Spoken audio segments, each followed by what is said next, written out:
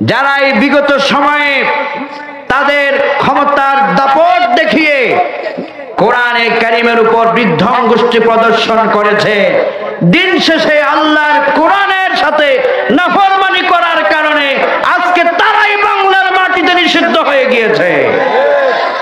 আগামীর বাংলাদেশে যদি এমন কোন জালেমের আবির্ভাব হয় যারা কোরআনকে পছন্দ করবে না, কোরআনের শরীয়ত আইন পছন্দ করবে না, তাদের পরিণতি পিছনের অবস্থা হবে। বলেন ঠিক কিনা?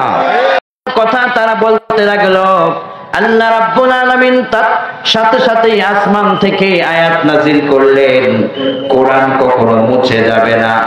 কোরআন মুছে যাবার কিতাব নয়, ইসলাম মুছে যাবার কিতাব নয়, মুসলমানরা মাটির নিচে গেড়ে যাবার লোক নয়, বরং আমি আমার ইসলামকে সারা দুনিয়াতে ছড়িয়ে দেব, আমি আমার কোরআনকে প্রমোট করব। একথা বলেছেন যিনি, তিনি কে?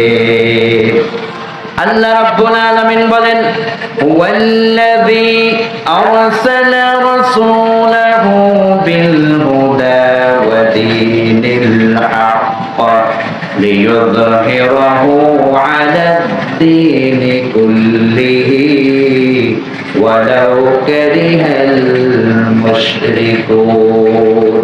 ওগো আমার রাসূল, দুনিয়ার সমস্ত মানবতাকে জানায় দেন, যারা ফুৎকার দিয়ে ইসলামকে নিভিয়ে দিতে চায়, যারা ফুৎকার দিয়ে কোরআনের আলোকে নিভিয়ে দিতে চায়, যারা কোরআনের বিজয়কে সহ্য করে না, যারা আল্লাহর জমিনে আল্লাহর রাজ কায়েম হোক সহ্য করে না, তাদেরকে আপনি জানায় দেন, এই পৃথিবীতে কোরআন পাঠাবার পিছনে আমি আল্লাহ পাকের ইচ্ছা হলো এই কোরআনকে আমি আল্লাহ পাক সারা পৃথিবীর সকল দল মতের উপর বিজয় দান করব। কোন সুবহানাল্লাহ।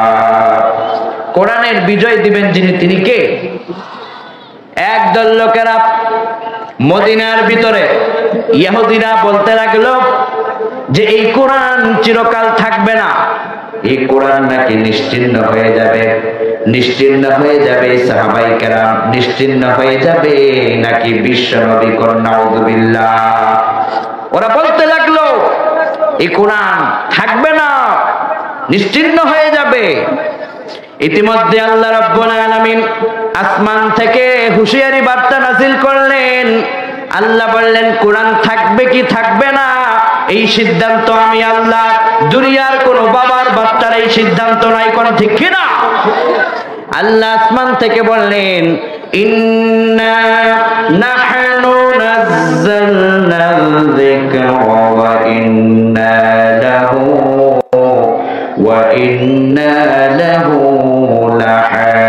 লাহাফিযুন। আল্লাহ বললেন, ও দুনিয়ার আমার বান্দারা, তোমরা চিন্তা করো না, পেরেশানগ্রস্ত হয় না। যারা কোরআনকে নিশ্চিহ্ন করতে চায় তাদেরকে জানায় দাও এই কোরআন নাজিল করেছি আমি আল্লাহ, আর কোরআনকে 24 ঘন্টাই আমার কুদরত পাহারা দিয়ে রাখে। কোন সুবহানাল্লাহ। সুতরাং কোরআন নাজিল হয়েছে ১৫০০ বছর পেরিয়ে গিয়েছে। ১৫০০ বছর পার হবার পরেও গোটা দুনিয়ার কাফের রাম বাম ঐক্যবদ্ধ হয়ে হাজারো চেষ্টা করেছে কোরআনকে নিশ্চিহ্ন করবার জন্য। ১৫০০ বছর পেরিয়ে গেছে, আল্লাহর কোরআন নিশ্চিহ্ন হয় নাই, বরং পৃথিবীতে যুগে যুগে কালে কালে যারা এই কোরআনকে বিধ্বংসী প্রদর্শন করেছে তারাই নিশ্চিহ্ন হয়ে গিয়েছে। বাংলাদেশ এক ইতিহাসের শ্রেষ্ঠতম অধ্যায় এই বাংলাদেশ দেখিয়েছে। যারা এই বিগত সময়ে তাদের ক্ষমতার দাপট দেখিয়ে কোরআনে কারিমের উপর বিধ্বংসী প্রদর্শন করেছে, দিন শেষে আল্লাহর কোরআনের সাথে নাফরমানি করার কারণে আজকে তারাই বাংলার মাটিতে নিষিদ্ধ হয়ে গিয়েছে। আগামীর বাংলাদেশে যদি এমন কোন জালেমের আবির্ভাব হয় যারা কোরআনকে পছন্দ করবে না, কোরআনের শরীয়ত আইন পছন্দ করবে না, তাদের পরিণতি পিছনের অবস্থা হবে। বলেন ঠিক কিনা? বাংলাদেশ 90% মুসলমানদের দেশ। এই দেশের সমাজ, রাষ্ট্র, ব্যক্তি, অর্থনীতি, সমাজনীতি, জীবনের প্রত্যেকটা অংশ পরিচালিত হবে আল্লাহর কোরআন দিয়ে। কোন ঠিক কিনা? এই কোরআনের শরিয়া আইন, কোরআনের আইনকে যারা অপছন্দ করে না, সরাসরি তারা আল্লাহ পাকের সঙ্গে আল্লাহকেই অপছন্দ করে না, বরং তারা আল্লাহর কোরআনের সঙ্গে বৃদ্ধঙ্গুষ্টি প্রদর্শন করে। তারা আল্লাহ পাককেই তারা অস্বীকার করে বসেছে, যেটি কোনোদিন আল্লাহ পাক সহ্য করবেন না। ঠিক কিনা? কোন রব্বুল আলামিন বললেন, কিছু মানুষ আছে সুবিধাবাদ জিন্দাবাদ, যেটা তার মনে হয় ওটা সে কোরআনের মানে, যেটা তার কাছে মনে হয় না সেটা সে কোরআনের ছেড়ে দেয়। এরকম আছে না নাই? আল্লাহ কয় না না, কোরআনের একটা অংশ ছেড়ে দিবা, আবার আরেকটু অংশ মানবা, এটা করলে হবে না, বরং কোরআনের পুরাটাই তোমাকে মানা লাগবে। আল্লাহ বললেন, ইয়া আইয়ুহাল্লাযীনা আমানু দুখুলু ফিস-সিলমি কাফা। ও দুনিয়ার মানুষেরা, তোমরা পরিপূর্ণভাবে ইসলামে ঢুকে পড়ো। একটু ঢুকলে হবে না, একটু মানলে হবে না, মানতে হবে সকল বিধান। বলেছেন যিনি, তিনি কে? আর যদি ক্ষমতার জোরে, টাকার গরমে একটু যদি আল্লাহর কোরআনকে বৃদ্ধঙ্গুষ্টি প্রদর্শন করো, পরিণতি কি হবে আল্লাহ কোরআনে বলছেন।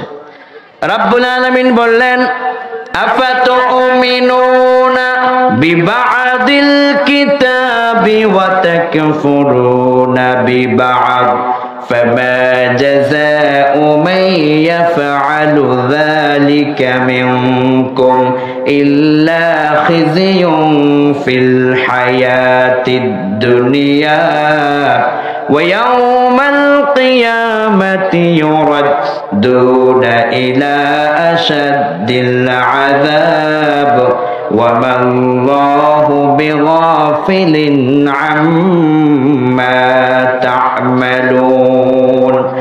কিছু কোরআনের মানবা আর কিছু ছেড়ে দিবা, এমনটা মুসলমানের কাজ নয়। কিছু ছেড়ে দিবা আর কিছু অস্বীকার করবা, কিছু মানবা, এটা করলে হবে না। বরং যদি তোমরা এটা করো, তাহলে দুনিয়ার জীবন তোমাদের লাঞ্ছনায় ভরে দিবেন যিনি, তিনি কে? মনে ধরেছে মানলাম, মনে ধরেছে কোরআনের বিরোধিতা করলাম, যদি এটা কেউ করে তার অপমানের জীবন দিবেন, এটা বলেছেন যিনি, তিনি কে? এবার লক্ষ্য করুন।